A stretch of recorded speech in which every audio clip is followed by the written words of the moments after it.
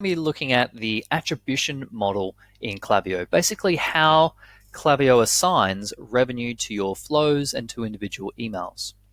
So first up, it's amazing that they can do this. It's 5-6 years ago this wasn't possible, and the fact that this is possible now, that you can see exactly how much revenue is generated from every single email that you send, is amazing. It means that you can optimize your campaigns to your heart's content. You know that what you're doing is improving them.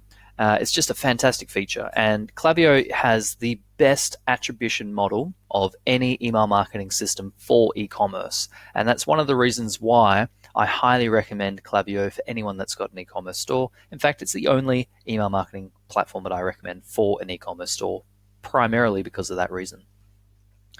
Now, there's a few things that you want to make sure are turned on for your attribution, and sometimes you do want to change these as well. By default, they're turned on, but if you've been in the settings and you've turned them off by accident, make sure you come in and turn them on. Email tracking, email to website tracking, make sure that's turned on. Essentially what that means is if you send an email, a user clicks a link in the email, they then go to your website. Klaviyo then looks up their IP address and goes, oh, this is IP address 456 blah, blah, blah. And any future time that they go to your website, they'll track all those website visits and they'll associate it back to the contact in Klaviyo. That's really powerful because it means that they don't always have to click a link in an email for Klaviyo to track their website page views. They can come in from an ad, they can come in directly, they can come in from a blog or an affiliate link, something like that, and Klaviyo will be able to associate all that web traffic to individual users in your Klaviyo account, and then they can trigger different automations like browser abandonments, etc., abandoned carts, whatever else. So email to website tracking always should be turned on.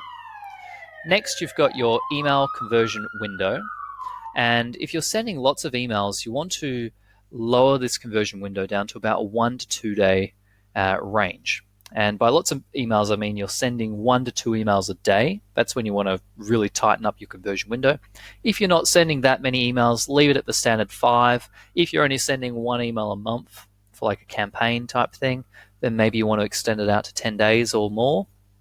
But I wouldn't go any higher than say 10, 15 days, because how this works is, and sometimes some sneaky email marketing consultants will do this. They just start adding zeros to this conversion window because they know how the attribution model works and they know that their clients aren't going to check it. So basically how the attribution model works is that if a user opens an email and you've got the conversion window set to 5 days, then if they make a purchase over the next 5 days, then that purchase will be associated back to that email. Now, that applies even if they haven't clicked a link in an email, and it applies even if they just open the email for 5 seconds. Pretty much any purchase after that point, regardless of if they came to the website from an ad and then purchased, rather than from the email and then purchased, all that, it just gets attributed to the email. So some sneaky email marketers, they just add some zeros to this number and they add it up to 50 or 100 days, and then they just send 1 email a month, and they show amazing results because that 1 email a month is making $10,000 or $20,000 in revenue because people are opening the email, and then all your ads are doing the hard work over 50 days, and all the sales are getting attributed back to that email.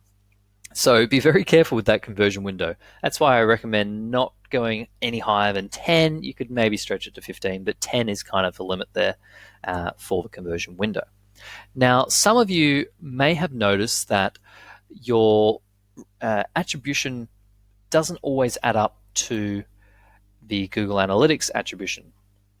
And the reason why that is, so if you want to look at your Google Analytics attribution, you want to go to your acquisition, campaigns, or campaigns.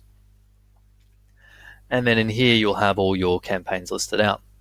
And this will be for both advertising, email, or your other different campaign sources. So the first things first, whenever you send an email in Klaviyo, make sure that the UTM tracking is always turned on. If it's not turned on, then Google won't know that those conversions came from email. And that goes the same for all your PPC, all your advertising. Make sure you're using UTM tracking there. Make sure you're setting that up correctly. Anytime you've got a outbound or a backlink coming back to your site, you're doing influencer outreach, always, always, always use UTM tracking. If you don't, you can't measure the success of those campaigns, which is really, really a shame and quite a lost data, really. That's really powerful because you don't know if they're successful or not. So make sure you're always using UTM tracking. And I've got another video on that that I'll go into a bit more detail later. But here we can see that if you're looking at the data and you're comparing it, you're going, oh, I'm only getting $5,000 worth of sales here, but it's only showing $3,000 here. Why is that? Why is there a difference? And the difference is because they both use different attribution models. Klaviyo's attribution model is much more accurate than Google's. And the reason why that is because Klaviyo, they have a deep data integration directly to Shopify, and they also see all the email interactions directly in their platform. Google only sees email interactions if you have UTM tracking parameters turned on. And sometimes Google doesn't see or doesn't associate those email tracking actions to the users correctly because they may open the email on their mobile, then they may change to a laptop or a tablet, which has a different IP address, and then go to your website directly without reopening the email. And so Google doesn't know that it's the same user, whereas Klaviyo does, or most of the time Klaviyo does. So that's one reason why. And you can see here in the you can find out more about the differences on Klaviyo and Google Analytics here in the Klaviyo Help Center. They do have a really great article on that. Now, one other thing that I want to show you quickly in Google is the conversion multi-channel, where is it? Path, not path length, top conversion paths, sorry. Now, the reason why I want to show you this is because a lot of people don't fully understand their conversion paths and they don't have their Google Analytics set up. And if you don't have your Google Analytics set up correctly, and I mean correctly, I mean more than just adding the tracking code to your website. There's a lot of things that you have to change in the settings for e-commerce for it to be working correctly. If you don't have it set up correctly, then you're missing out on a ton of data. And some of that data is exactly what we're looking at. This here is the top conversion paths. Now, the top conversion paths, this basically shows you that the number one conversion path is sending 2 emails for this particular e-commerce store. So that means every time he sends a campaign, it usually takes 2 emails for a customer to make a purchase for the conversion that we're tracking here, which is a product purchase.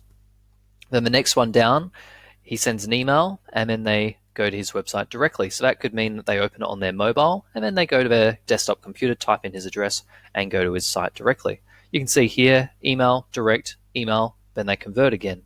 3 emails, referral, then direct, 5 emails. So you can see that sometimes you have to send 3, 5, 7, 10, 20 emails before you get a conversion. And if you have all your UTM tracking parameters set up correctly and you have your Google Analytics set up correctly, you can get really quite a lot of data and you can really fine-tune your sales funnel, and you know exactly what's working and you know exactly what to do to get conversions from your email list or from your other sources. So I just wanted to show you that really quickly because it's amazing the amount of data that you can get in analytics if you've got it set up correctly.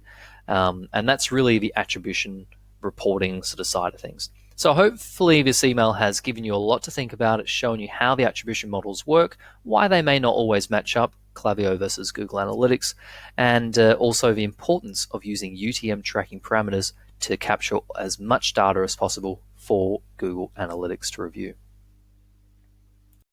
Hi, I'm Mitch Bayless, and if you're looking for someone to help you with your business automation, then click the button below to schedule your free call today.